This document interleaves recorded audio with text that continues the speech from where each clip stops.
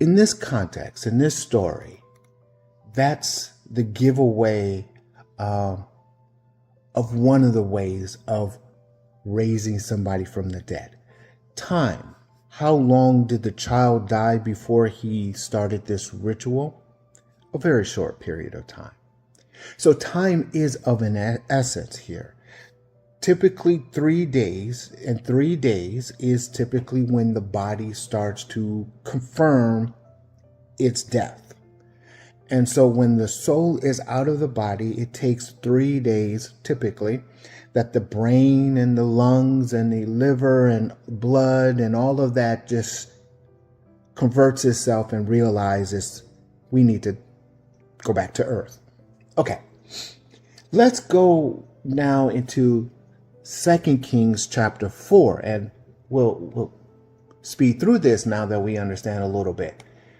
He went in, therefore, shut the door upon them twine, and prayed unto the Lord. And he went up and laid upon the child, and put his mouth upon his mouth, and his eyes upon his eyes, and his hands upon his hands. And he stretched himself upon the child, and the flesh of the child waxed warm. So it was cold. Now it's warm. What happened? Remember, transformation, the sinking. Okay. But what did he do? He first prayed unto the Lord. Why did he not pray about sin this time? Because if you read the story, it wasn't the parent wasn't about the sin. It was save my son. Just save my son.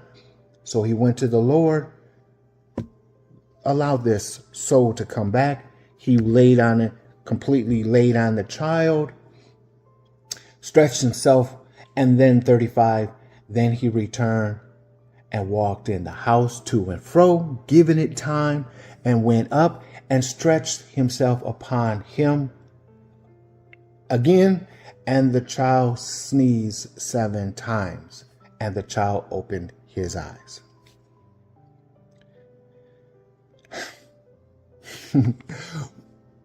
Again, it's a child. Where did the child's soul go? It went to the light.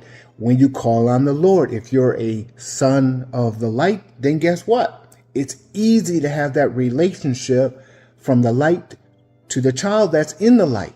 And because the child's death, you just still got to get permission from the Lord. Let me just say it that way. The child died, yes, but you still got to get permission from the Lord.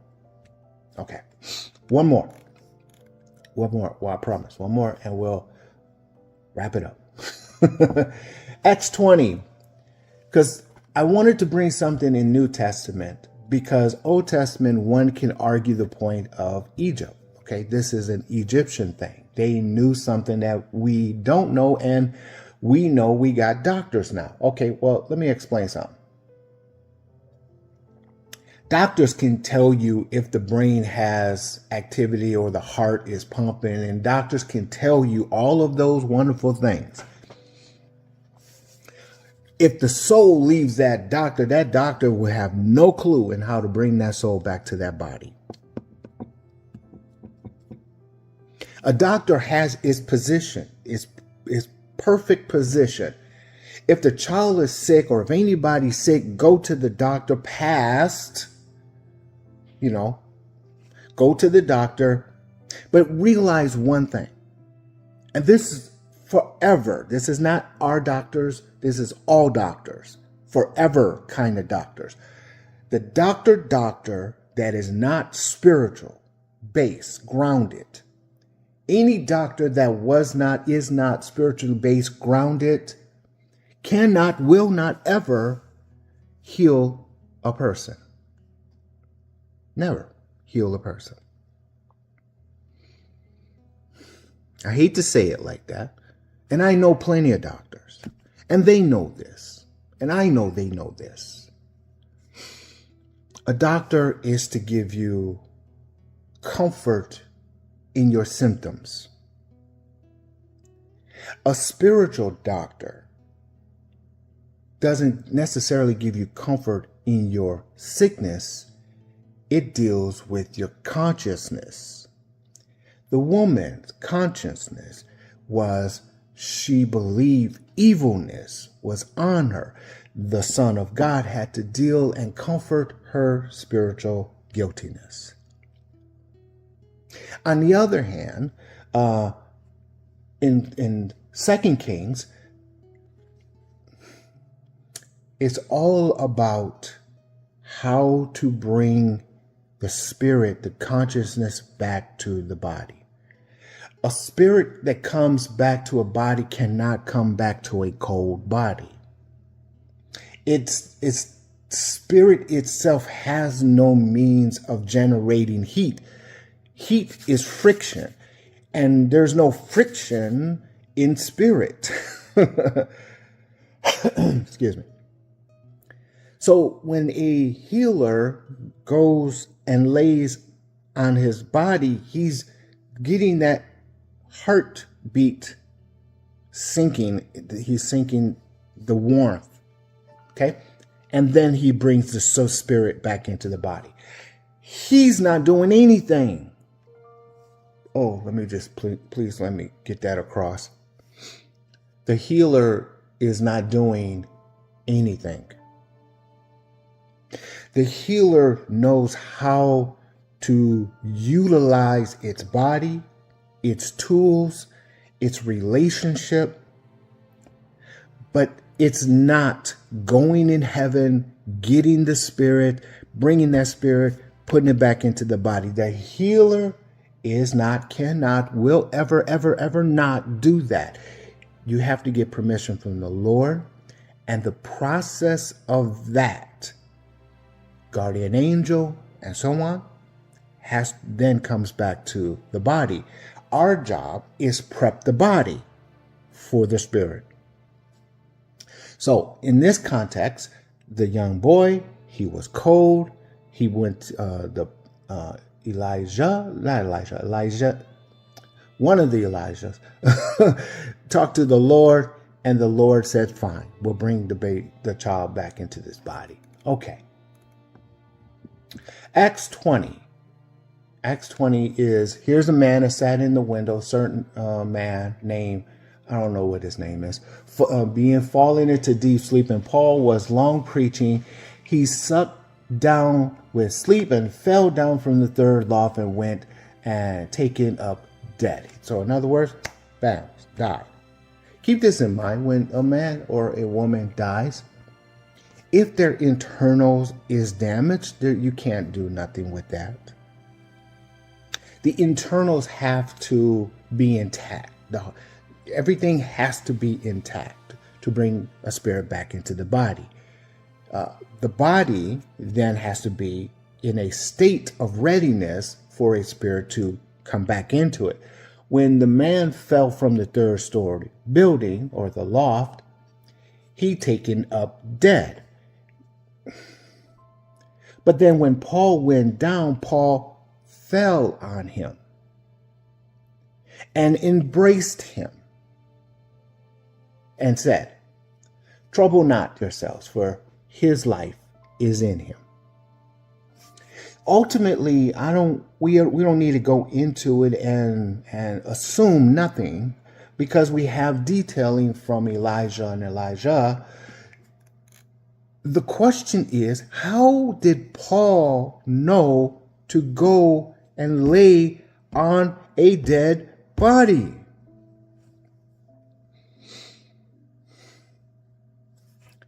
He's sinking the body, warming the body, but sinking the body. Remember, two hearts, put them together, they sink. He's sinking the body. Paul went down, embraced him. Paul was already preaching about the Lord. So when he fell, Paul knew it was just an accident.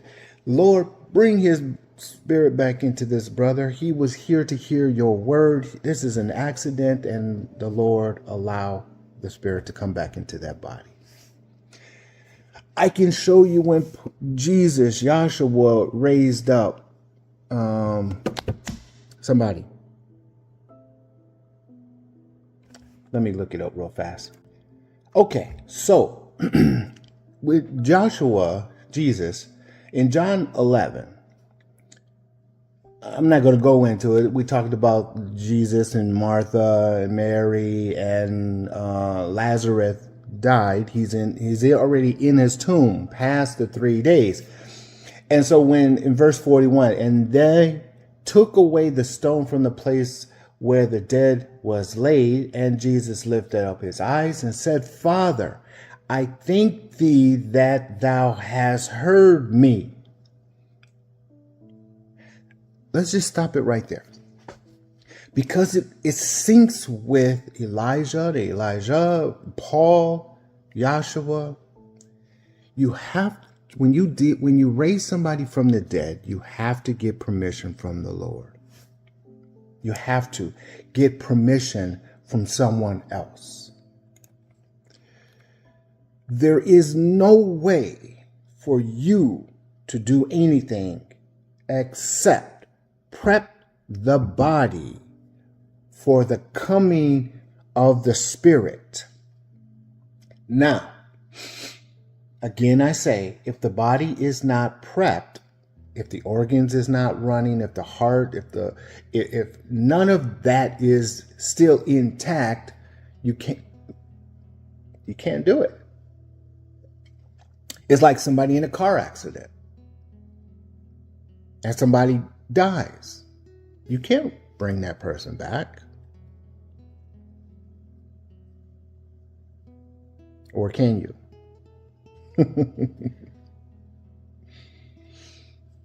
All right, here's a bonus. Raising somebody from the dead, it is not just my body, my spirit goes up. You prep my body and my spirit comes down. No, it is not just that. Okay, let's look at Luke 1:41. And it came to pass that when Elizabeth heard the salutation, the greetings of Mary, the baby leaped in her womb, and Elizabeth was filled with the Holy Ghost. Now let's look at Matthew 1:18. And now the birth of Jesus Christ was on this wise. When as his mother Mary was exposed to Joseph,